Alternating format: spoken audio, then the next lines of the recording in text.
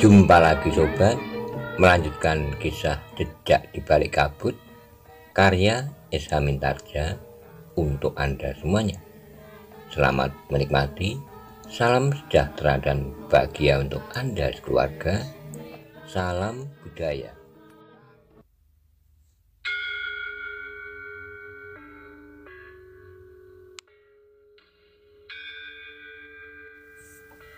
Pada episode sebelumnya dikisahkan, setelah Paksi dan Wijang sepakat untuk kembali ke Pajang, Ki Martopriwo pun akan mengantarkan mereka sampai ke Pajang. Kemudian setelah berjalan beberapa saat, mereka mampir ke sebuah warung kecil untuk agar tidak menarik perhatian orang lain.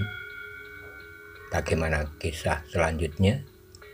Simak bersama-sama.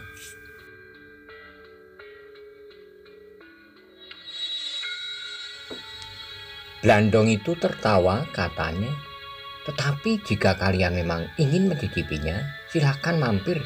Rumahku tidak jauh. Mungkin masih ada beberapa bungkus ayung-ayung di rumah." "Terima kasih Kisana," jawab Ki Martopriwo. "Lain kali aku akan singgah." Orang itu terdiam, dihabiskannya nasi megono di pincuknya. Kemudian diteguknya minumannya hingga mangkoknya hampir menjadi kosong. Sambil bangkit berdiri, ia pun menggeliat, katanya, "Perutku sudah kenyang. Silahkan ke sana jika kau ingin ayung-ayung, singgahlah di rumahku." "Terima kasih di sana," jawab Ki Martopriwo. Orang itu pun kemudian melangkah mendekati pemilik warung, diambilnya 2 keping uang dan diserahkannya kepada pemilik kedai itu. Tapi sebelum orang itu keluar dari kedai, maka terdengar keributan di jalan yang membujur depan kedai itu. Orang itu termangu-mangu sejenak, diurungkannya langkahnya, sehingga ia kembali duduk di tempatnya semula. Tapi nampak wajahnya menjadi tegang. Ternyata bukan hanya orang itu saja yang menjadi tegang, tetapi yang lain pun menjadi ketakutan, bahkan seorang yang duduk di sudut menjadi gemetar. Orang-orang itu kembali lagi, desis tukang balandong yang tidak berbaju itu. "Siapa? Kami tidak tahu siapakah mereka itu. Apa yang mereka cari?" "Mereka mencari anak muda yang bernama Pangeran Benowo." Wijang menarik napas panjang, namun Paksilah yang bertanya, "Apakah mereka berhasil?" 2 hari yang lalu tidak." "Jadi mereka sudah datang kemari 2 hari yang lalu?" "Ya." Wijang tidak bertanya lagi. Keributan itu menjadi semakin dekat. Ketika Paksi berdiri dan melangkah ke pintu, pemilik kedai itu berkata, "Jangan keluar, jangan berbuat sesuatu yang dapat menarik perhatian mereka." Paksi menurunkan niatnya. Ia justru melihat 2 orang petani yang berlari-lari melompati parit. Mereka melemparkan cangkul mereka di pinggir jalan. Sebenarnya lah sejenak kemudian 4 orang berjalan depan kedai itu. Seorang perempuan yang berpapasan dengan mereka menjadi gemetar. Sementara itu seorang di antara ke-4 orang membentaknya, "Kau mau kemana, hei?" Perempuan itu menjawab terbata-bata, "Tidak kemana-mana." Orang itu memperhatikan orang yang sudah separuh baya sambil berkata, "Awas, jangan berbuat macam-macam." Perempuan itu tidak menjawab, tetapi kakinya bagaikan menjadi seberat timah. Ke-4 orang itu pun kemudian telah berdiri di depan kedai itu. Seorang di antaranya melangkah ke pintu kedai. Sambil berpegangan uger-uger pintu kedai itu, ia memandang ke dalamnya. Ia melihat beberapa orang yang sedang berada di dalam kedai. Mereka melihat orang yang tidak berbaju itu, orang yang ketakutan di sudut, dan 3 orang yang sedang memegangi pincuk nasi megono. Orang itu sama sekali tidak menduga bahwa seorang pangeran duduk di dalam kedai sambil memegang pincuk nasi megono. Karena itu, maka orang itu pun kemudian berkata lantang, "Aku minta kalian tidak berbuat sesuatu yang dapat mengacaukan tugas-tugasku di sini. Kali ini buruanku tidak boleh lepas. Aku sudah mendapat keterangan bahwa kemarin ia sudah berada di sini. Tidak seorang pun yang menyaut, sementara orang itu pun berkata selanjutnya, jika sekali ini buruanku itu terlepas lagi, maka aku akan membawa 10 orang di antara penghuni pedukuhan ini. Mereka tidak akan pernah kembali lagi. Semua orang yang berada di kedai itu masih saja terbungkam, bahkan mereka pun menundukkan kepala. Tidak seorang pun yang berani mengangkat wajahnya, apalagi memandang orang yang berdiri di pintu itu. Kalian harus membantu kami. Kalian harus memberitahukan kepada kami di mana anak muda yang aku cari itu bersembunyi. Orang-orang yang ada di dalam kedai itu, termasuk pemilik kedai itu, masih tetap berdiam diri.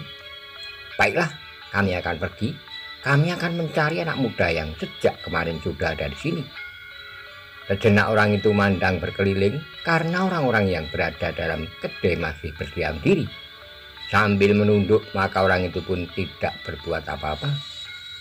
Sambil beringsut mundur, orang itu berkata, ingat, siapa yang menggagalkan usaha kami akan kami hancurkan, tetapi sebaliknya, siapa yang membantu kami akan kami beri hadiah yang sangat besar.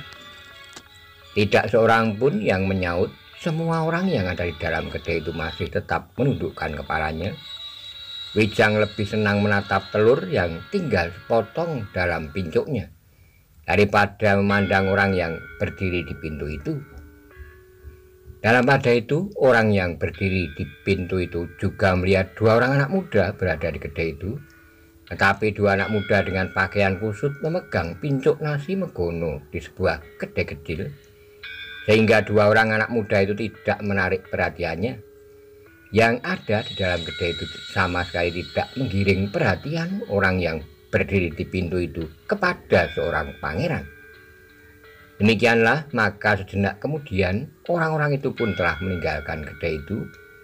Mereka meneruskan langkah mereka sambil menakut-nakuti orang-orang yang lewat di sepanjang jalan. Wijang menarik napas dalam-dalam, ternyata ia sudah luput dari perhatian orang itu.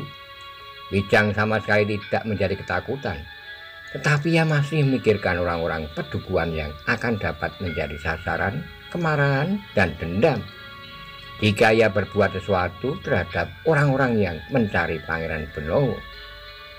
Sementara itu Ki Marto Brewok pun telah berpesan agar Wijang dan Paksi menghindari persoalan-persoalan yang dapat timbul dan menghambat perjalanan pulang.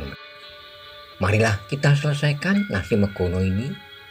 Kita sebaiknya segera meninggalkan tempat ini, desis Ki Marto Brewok. Wijang mengangguk-angguk. Sementara itu Paksi pun telah menyelesaikan nasi megononya, meskipun agak tertahan di lehernya, sehingga Paksi harus meneguk minumannya sampai hampir habis. Wijang tersenyum, katanya, pincuknya jangan ikut ditelan, Paksi. Telurnya, desis Paksi. Ki Marto Brewok pun tertawa. Namun sebelum mereka membayar dan meninggalkan kedai itu, mereka melihat seorang anak muda yang berjalan dengan wajah tengadah dan berhenti depan kedai itu. Seorang laki-laki bersenjata golok mengiringinya di belakangnya.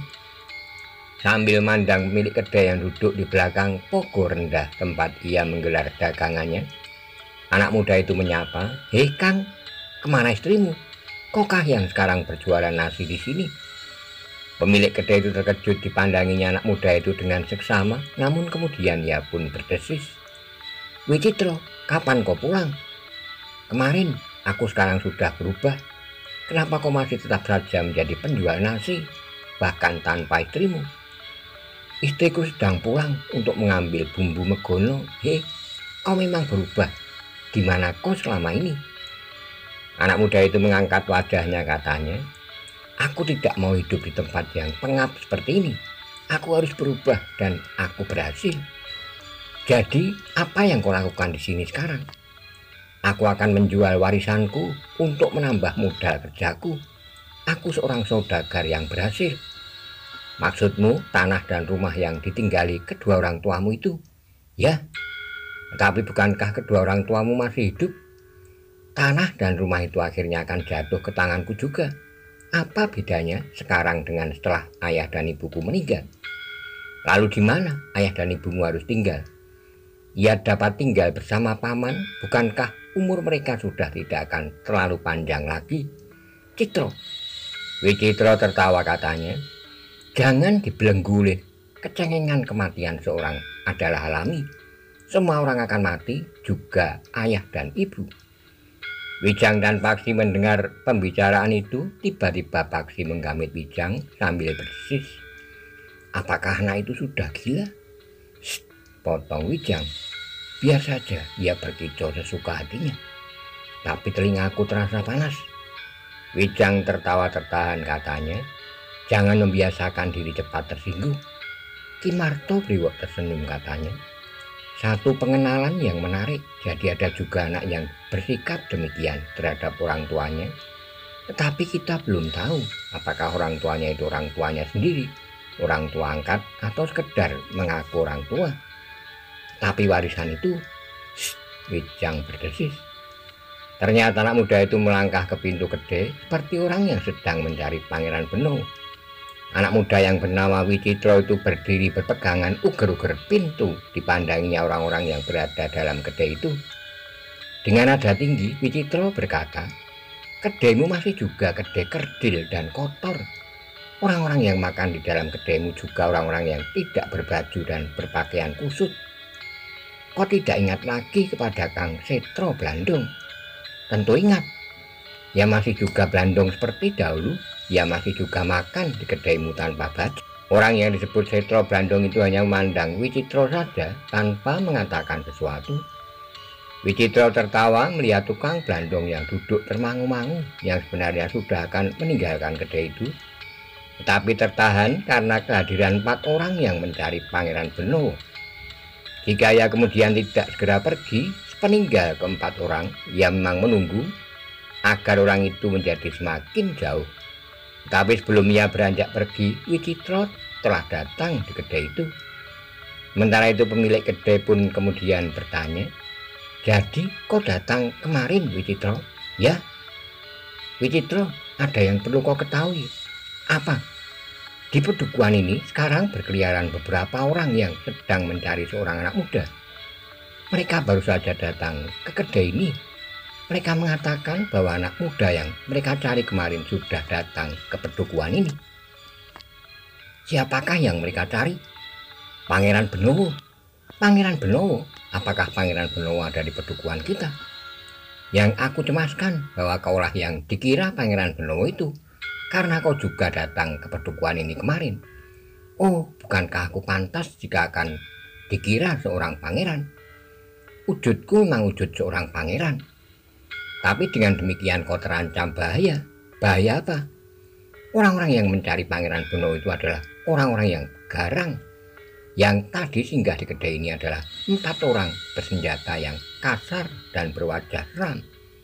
Lalu menurut pendapatmu, apa yang harus aku lakukan? Sebaiknya kau tinggalkan pedukuhan ini untuk 1-2 hari.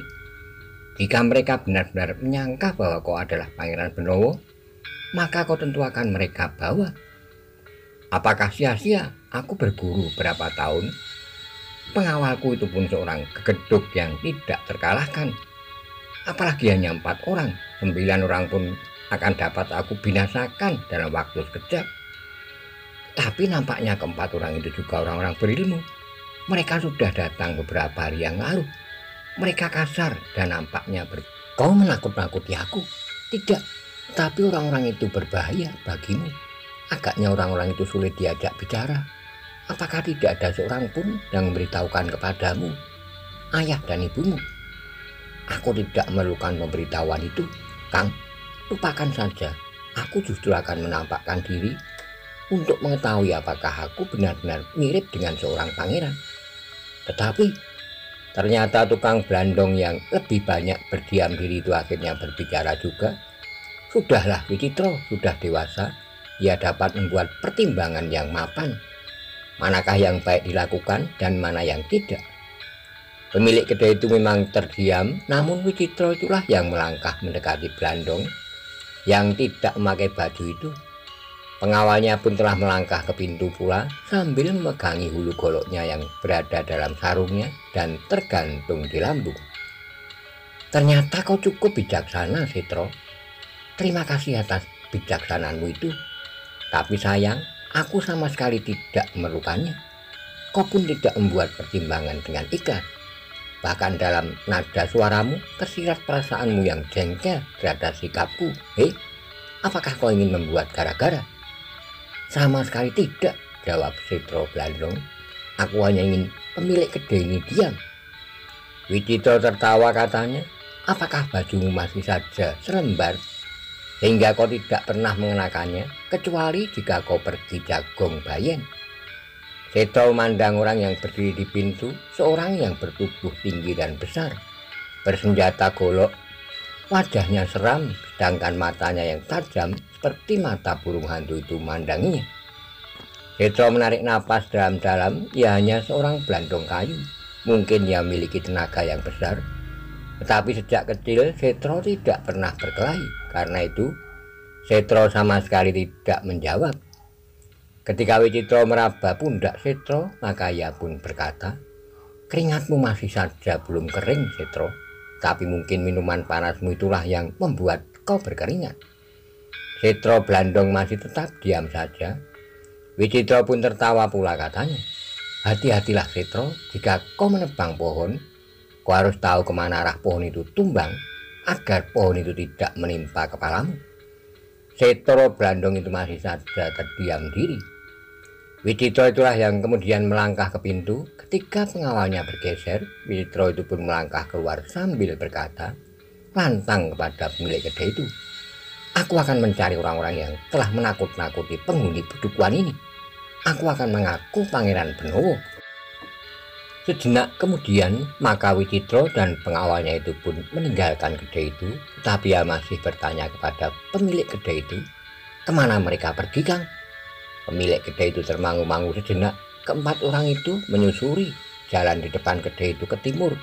Namun pemilik kedai itu berkata, mereka pergi ke barat. Wicitro tertawa, tetapi bersama pengawalnya itu ia pergi ke timur. Kau yang bodoh, berkata Setro Blandong. Anak itu datang dari arah barat. Pemilik kedai itu mengerutkan dahinya, namun ia pun tersenyum pula. Setro Blandong itulah yang kemudian bangkit berdiri dan berjalan keluar, katanya. Sejak tadi aku sudah akan pergi. Aku menyesal bertemu dengan anak yang sombong itu. Aku mencemaskannya, berkata pemilik kedai itu. Kau tidak bersalah, kau sudah mencoba untuk mengingatkannya. Tapi ia keras kepala. Aku bahkan menjadi jengkel karena kesombongannya. Tapi pengawalnya itu membuat hatiku berkerut. Terus terang aku takut. Pemilik kedai itu mengangguk-angguk, katanya. Jangan berkecil hati, itu wajar-wajar saja. Kita bukan orang yang terbiasa berkelahi. Meskipun kau membawa kapak, tetapi pohon yang kau tebang selalu saja pasrah. Setro Blandong mengerutkan dahinya, namun kemudian ia pun tersenyum. Kecut sekali, tapi Setro Blandong itu masih juga berkata kepada Ki Martobriwo dan kedua orang anak muda yang menyertainya, jika kau perlu ayung-ayung, ambil di rumahku.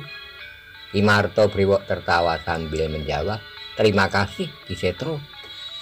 Peninggal Setro Blandong, maka Ki Martobriwo, Wijang dan Paksi pun telah minta diri pula. Setelah membayar harga makanan dan minuman mereka, maka mereka pun meninggalkan kedai itu pula. Namun demikian mereka keluar dari kedai itu, Ki Martobriwo berkata, nasib anak itu agaknya akan menjadi kurang baik. Anak itu terlalu sombong, desis Paksi. Apakah kita sebaiknya meringatkannya? Orang itu masih nampak dari sini. Kita dapat menyusulnya dan memberitahukan bahaya yang dapat mengancamnya. Mungkin jika orang lain yang memberi peringatan, anak itu akan mau mendengarkannya, sahut Wijang. Ki Martobriwo menarik napas panjang, katanya. Belum tentu, agaknya anak itu terlalu sombong. Kau dengar apa yang dikatakannya tentang kedua orang tuanya? Paksi mengangguk-angguk, katanya. Anak itu memang sangat menjengkelkan. Tapi biarlah kita mencobanya, mungkin kita dapat meyakinkannya. Ketiganya pun mempercepat langkah mereka, namun anak muda yang bernama Wicitro itu telah hilang di tikungan. Kita pun akan berbelok pula, berkata Ki Martobriwo. Tetapi persoalan ini adalah persoalan terakhir yang akan dapat menghambat perjalanan kita. Selanjutnya kita akan langsung menempuh perjalanan pulang. Ya, kita tidak menghiraukan lagi apapun yang terjadi di sekitar diri kita, berkata Paksi. Tapi Wijang justru tertawa, katanya. Benar begitu? Paksi mengerutkan dahinya. Ki Marto Brewoklah yang kemudian tertawa pula. Paksi memberengut dan berkata, jadi akulah yang telah menghambat perjalanan pulang. Tidak, bukankah aku tidak berkata begitu? Sahut Wijang. Paksi tidak berbicara lagi, tetapi ia berjalan lebih cepat. Tongkatnya menghentak-hentak tanah yang dilewatinya. Namun langkahnya tiba-tiba terhenti. Mereka mendengar suara keributan kecil terjadi di belakang tikungan. Dengan hati-hati ketiganya mendekat sambil melekat di dinding dari tempat mereka berhenti. Ketiganya mendengar suara seorang laki-laki. Sebaiknya kau tinggalkan pedukuhan ini untuk 1-2 hari. Tidak, kau dengar? Jika kau bukan anakku, aku tidak akan mempedulikanmu, Wicitro. Oh, jadi kau usir agar aku tidak sempat menuntut warisan itu lagi. Ambil semuanya yang akan kau ambil, Wicitro. Tapi banyak orang dan bahkan Ki Bekel menasihatkan agar kau meninggalkan pedukuhan ini. Orang-orang itu adalah orang-orang yang tidak mengenal kasihan. Mereka tentu menyangka bahwa kaulah yang mereka cari. Pangeran Benowo, ya, aku memang akan mengaku sebagai Pangeran Benowo. Bukankah tampangku pantas untuk disebut sebagai seorang pangeran? Tapi kau akan ditangkap. Siapa yang dapat menangkap aku? Biarlah dilakukannya. Aku tidak takut. Kau ajari anakmu menjadi pengedut? Tidak, tentu tidak. Tetapi aku dan ibumu mohon. Cukup, sebaiknya ayah menyiapkan segala sesuatunya yang akan ayah wariskan kepadaku. Besok kita menghadap Ki Bekel, kemudian aku akan menjual semuanya untuk menambah modalku. Jika perdaganganku menjadi besar, aku akan menjadi saudagar yang paling kaya di Padang. Sudah aku katakan, ambil yang akan kau ambil. Jangan mencari alasan untuk menunda-nunda lagi. Wicitro, cukup, bentak Wicitro. Biar aku menentukan sikapku sendiri. Aku sudah dewasa. Aku sudah tahu manakah yang baik dan mana yang tidak baik. Mana yang berbahaya dan mana yang tidak berbahaya. Wicitro, diam kau, jangan ikuti aku. Suara mereka tidak terdengar lagi. Langkah Wicitro semakin jauh, sedangkan desah ayahnya masih terdengar dari balik dinding di tikung. Ki Marto Brewoklah yang kemudian berbisik, marilah kita dekati orang tua Wicitro itu. Bukan aku yang buat persoalan, desis Paksi. Wijang tertawa tertahan, katanya. Tetapi persoalan ini masih terkait dengan persoalan terakhir yang akan melibatkan kita. Ki Marto Brewok pun kemudian memberi syarat kepada kedua orang anak muda itu untuk mengikutinya. Demikian ketiganya muncul di tikungan. Ayah Wicitro itu terkejut bukan buatan. Hampir saja ia melompat berlari untuk mengejar anaknya. Tetapi kakinya terasa menjadi berat timah. Ki Marto Brewoklah yang kemudian berkata dengan kata-kata yang sareh, jangan takut Kisana, aku tidak berniat buruk. Dengan wajah yang tegang, ayah Wicitro itu memandang Ki Marto Brewok, dan kedua anak muda yang menyertainya itu berganti-ganti. Siapakah kalian? Apakah kalian akan mencari Pangeran Benowo? Di sini tidak ada Pangeran Benowo. Kisana, kami tidak sedang mencari Pangeran Benowo. Kami sama sekali tidak mengenalnya, bahkan baru sekarang kami mendengar namanya. Jadi apa yang kalian cari di sini? Kami tidak mencari apa-apa di sini, di sana, jawab Ki Marto Brewok. Kami hanya lewat di tikungan ini, kami mendengar suara ribut-ribut, sehingga kami berbelok kemari. Orang itu menarik napas dalam-dalam, katanya. Jadi kalian tidak mencari Pangeran Benowo? Tidak, di sana. Tapi banyak orang yang mengatakan bahwa sekelompok orang sedang mencari Pangeran Benowo di sini. Pangeran Benowo yang kemarin sudah datang di pedukuhan ini, sedangkan anak muda yang kemarin datang di pedukuhan ini adalah anakku. Aku cemas bahwa anakku itulah yang disangka Pangeran Benowo. Apakah anakmu mirip dengan Pangeran Benowo? Bertanya Wijang. Aku tidak tahu. Aku belum pernah melihat Pangeran Benowo. Yang jelas mirip adalah kemudaannya, menurut kata orang. Pangeran Benowo itu masih muda, anakku juga masih muda. Tapi aku dengar Kisanak justru bertengkar tadi. Itu tadi anakku. Aku mencoba untuk membujuknya agar ia bersedia meninggalkan pedukuhan ini. Barang 1-2 hari sampai orang-orang yang mencari Pangeran Benowo itu pergi. Apakah orang-orang yang mencari Pangeran Benowo itu mirip kami? Yang kami dengar adalah 4 orang. Mungkin saja yang seorang baru mempunyai keperluan lain. Tetapi orang itu bukan kami, jawab Ki Martobriwo yang selanjutnya berkata, bagaimana tanggapan anakmu? Anak itu menolak, ia justru ingin mengaku sebagai Pangeran Benowo itu sendiri. Apakah anakmu tidak takut kepada orang-orang yang sedang mencari Pangeran Benowo?